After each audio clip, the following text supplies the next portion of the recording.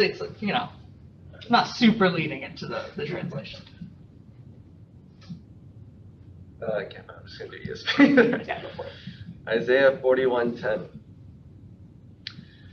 Fear not, for I am with you. Be not dismayed, for I am your God. I will strengthen you. I will help you. I will uphold you with my righteous right hand. This is the word of the Lord. Alea jactata est. The die is cast.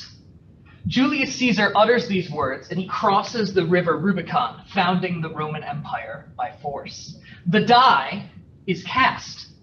The United States of America begins the nuclear arms race through the horrors of Hiroshima and Nagasaki. The die is cast.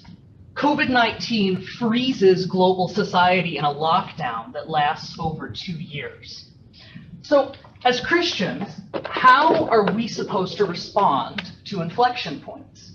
These moments when our paradigms are rewritten? Isaiah 41:10 tells us how God's people respond to tipping points in history. Listen closely.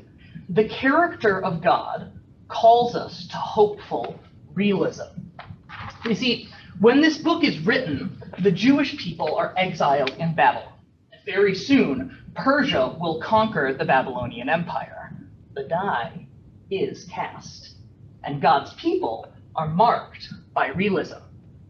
There's no hiding from the truth, no denial of the Persian approach. In fact, verse 14 says that God's people are as powerful to stop this as a worm or an insect. When the die is cast, we do not follow Mythbusters and say, I reject your reality and substitute my own.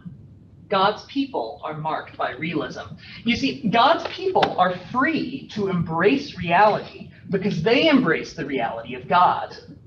The foundation of our hope is the history of our God. The author invokes God's historical relationship to Jacob, Joshua, and Jeremiah by quoting God, "Do not be afraid." The author reminds God's people that just as in the Exodus, I am is with them.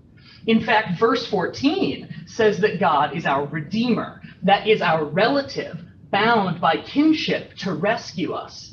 The character of God calls us to hopeful realism.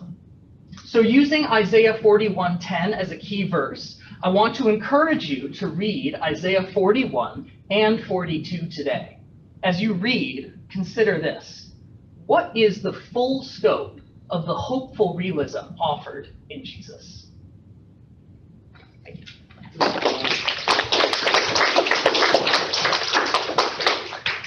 Thank you, Noah. Thank you.